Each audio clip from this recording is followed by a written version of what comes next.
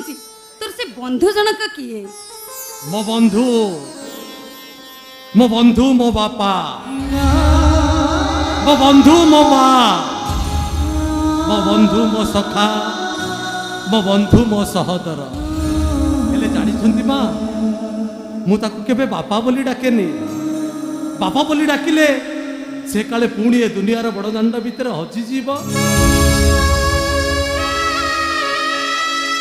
ମୁଁ ତାକୁ ମା ବୋଲି ଡାକେନି। ମା ବୋଲି ଡାକିଲେ ସେ ଯଦି ମୋତେ ଛାଡ଼ି ସବୁଦିନ ପାଇଁ ଆଖି ବୁଜିଦେବ। ତେଣୁ ମୁଁ ତାକୁ ଡାକେ ବନ୍ଧୁ।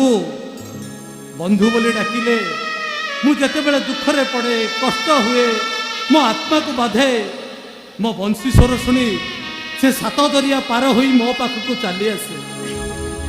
ଆଚ୍ଛା ଆଚ୍ଛା ଆଚ୍ଛା, ତାହେଲେ ଏମିତି ତ ବନ୍ଧୁ। ହଁ ମା। ମତେ କହିଲୁ ତୋର ସେ ବନ୍ଧୁ ଜଣକ କୋଉଠି ରହୁଛି? ତା ଘର କୋଉଠି? ଦରିଆ କୂଳରେ ତା ଘର,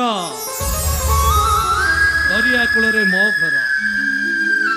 ବଡ଼ ଦେଉଳରେ ସେ ରହୁଛି, ବଡ଼ ଦେଉଳରେ ମୁଁ ରହୁଛି। ତା ଭାଇ ଭଉଣୀ ତା ପାଇଁ ଜୀବନ, ମୋ ଭାଇ ଭଉଣୀ ମୋ ପାଇଁ ଜୀବନ। ହେଲେ ସବୁଠାରୁ ବଡ଼ କଥା ଜାଣିଛନ୍ତି ମା,